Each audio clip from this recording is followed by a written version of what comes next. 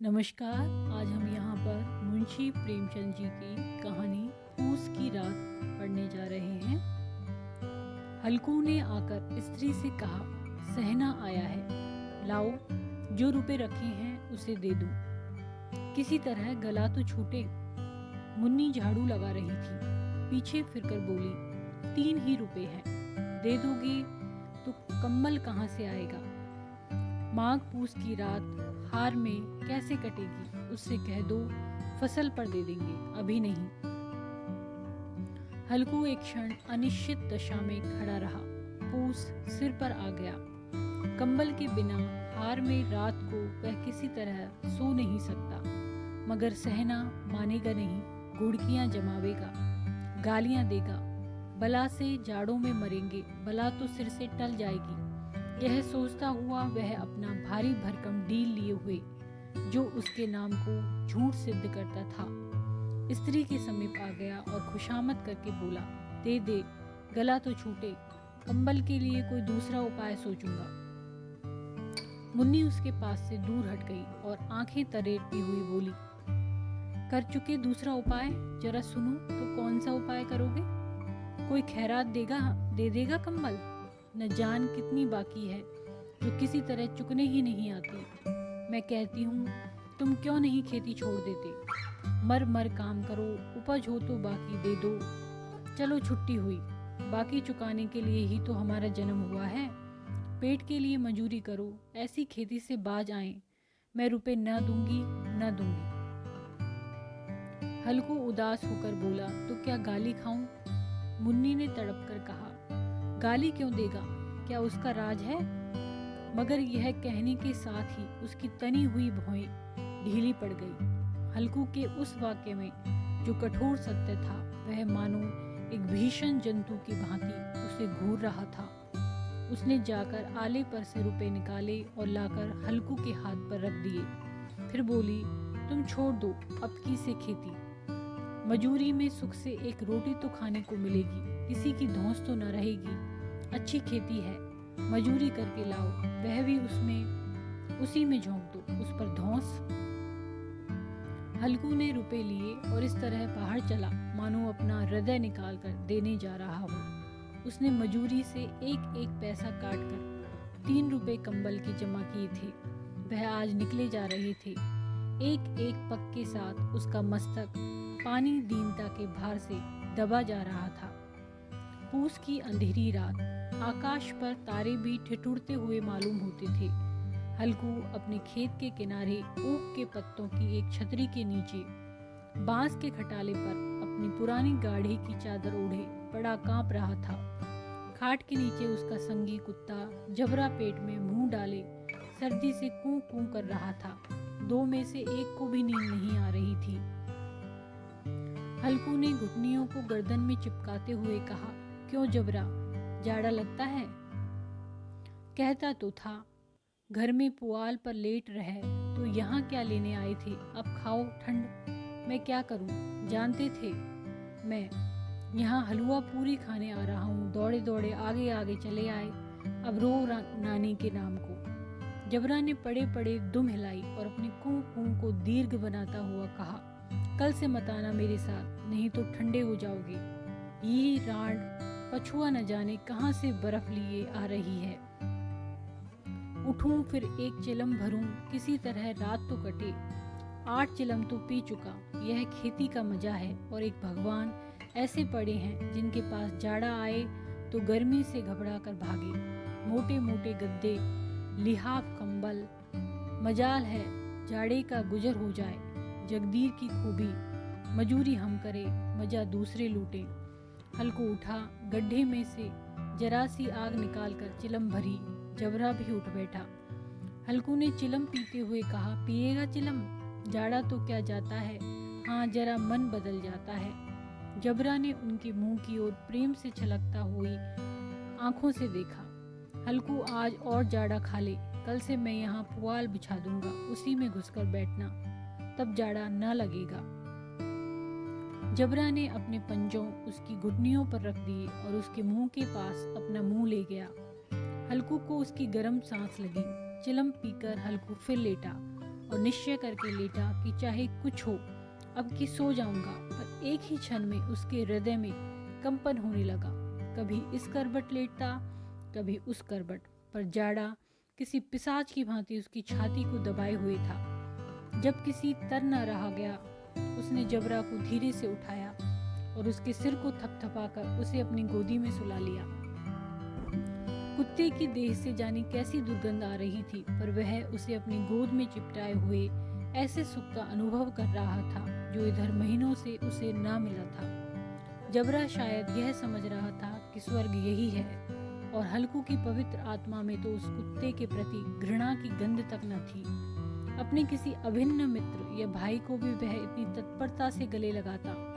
वह अपनी दीनता से आहत न था जिसने आज उसे इस दशा को पहुंचा दिया। नहीं, इस अनोखी मैत्री ने जैसे उसकी आत्मा के सब द्वार खोल दिए थे और उनका एक एक अणु प्रकाश से चमक रहा था। सहसा जबरा ने किसी जानवर की आहट पाई। इस विशेष आत्मीयता ने उसमें एक नई स्फूर्ति पैदा कर रही थी जो हवा के ठंडे झोंकों को तुच्छ समझती थी। वह झपट कर उठा और छपरी से बाहर आकर भूंकने लगा। हल्कू ने उसे कई बार चुमकार कर बुलाया, पर वह उसके पास न आया। हार में चारों तरफ दौड़ दौड़ कर भूंकता रहा। एक क्षण के लिए आ भी जाता तो तुरंत ही फिर दौड़ता। कर्तव्य उसके हृदय में अरमान की भांति ही उछल रहा था। 1 घंटा और गुजर गया। रात ने शीत को हवा से धधकाना शुरू किया।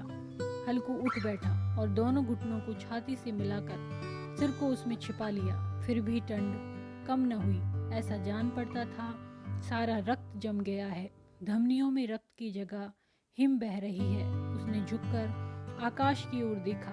अभी कितनी रात बाकी है। सप्तऋषि अभी आकाश में आधे भी नहीं चढ़े।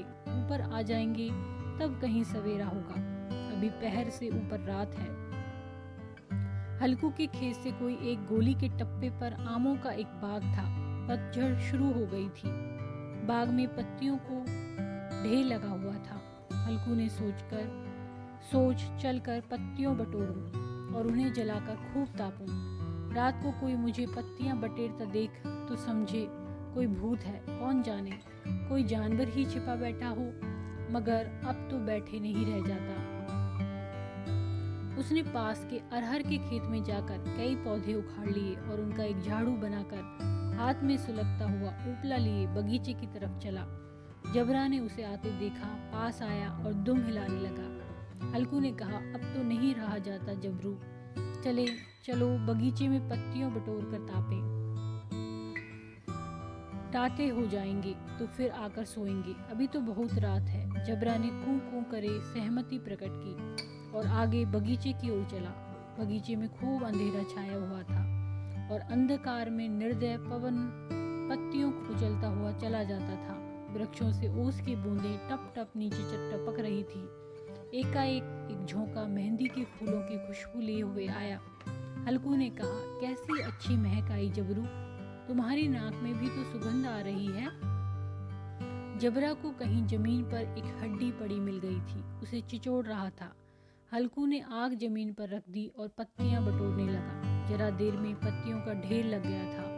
हाथ टूट जाते थे, नंगे पांव गले जाते थे और वह पत्तियों का पहाड़ खड़ा कर रहा था। इसी अलाव में वह ठंड को जलाकर भस्म कर देगा। थोड़ी देर में अलाव जल उठा। उसकी लौ ऊपर वाले वृक्ष की पत्तियों को छू कर भागने लगी। उस अस्थिर प्रकाश में बगीचे के विशाल वृक्ष ऐसे मालूम होते थे मानो उस अथाह अंधकार को अपने सिरों पर संभाले हुए हों। अंधकार के उस अनंत सागर में यह प्रकाश एक नौका के समान हिलता मचलता हुआ जान पड़ता था। हल्कू अलाव के सामने बैठा आग ताप रहा था। एक क्षण में उसने दोहर उतार कर बगल में दबा ली, दोनों पांव फैला दिए मानो ठंड को ललकार रहा हो। तेरे जी में आए सो कर। ठंड की असीम शक्ति पर विजय पाकर वह विजय गर्व को हृदय में छिपा न सकता था। उसने जबरा से कहा, क्यों जब्बर, अब ठंड नहीं लग रही है? जब्बर ने कूं कूं करके मानो कहा, अब क्या ठंड लगती ही रहेगी? पहले से यह उपाय न सूझा? नहीं, इतनी ठंड क्यों खाते? जब्बर ने पूंछ हिलाई।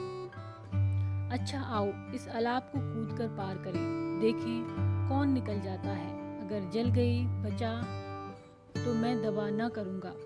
जब्बर ने उस अग्नि राशि की ओर कातर नेत्रों से देखा। मुन्नी से कल न कह देना नहीं लड़ाई करेगी। यह कहता हुआ वह उछला और उस अलाप के ऊपर से साफ निकल गया। पैरों में जरा लपट लगी पर वह कोई बात न थी। जबरा आग के गिर्द घूमकर उसके पास आ खड़ा हुआ।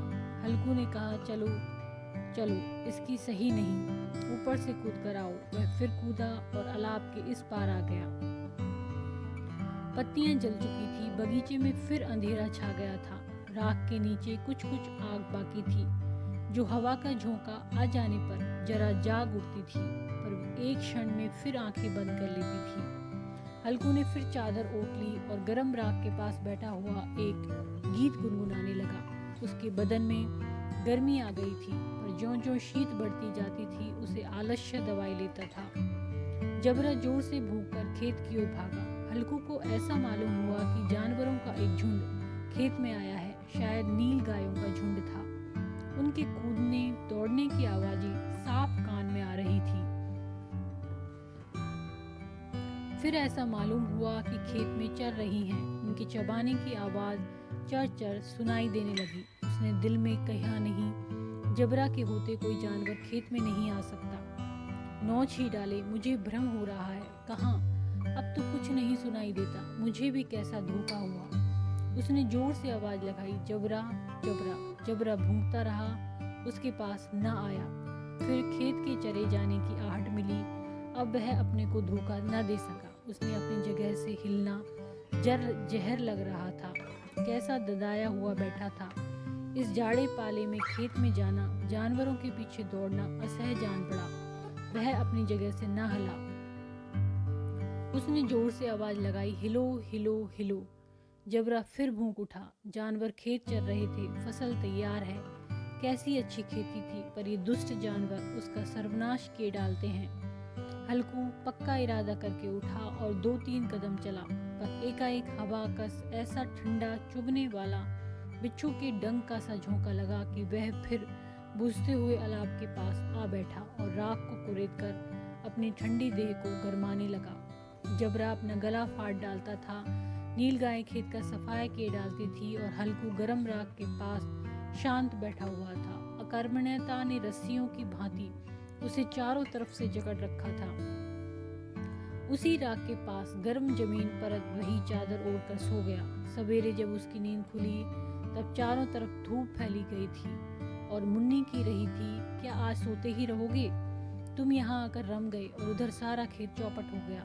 हल्कू ने उठकर कहा, क्या तू खेत से होकर आ रही है? मुन्नी बोली, हाँ, सारे खेत का सत्यानाश हो गया। भला ऐसा भी कोई सोता है? तुम्हारे यहाँ मड़ैया डालने से क्या हुआ? हल्कू ने बहाना किया, मैं मरते मरते बचा। तुझे अपने खेत की पड़ी है। पेट में ऐसा दर्द हुआ कि मैं नहीं जानता हूँ। दोनों फिर खेत के डांड पर आए। देखा सारा खेत रौंदा पड़ा हुआ है और जबरा मड़ैया के नीचे चित लेटा है, मानो प्राण ही न हो। दोनों खेत की दशा देख रहे थे। मुन्नी के मुख पर उदासी छाई थी, पर हल्कू प्रसन्न था।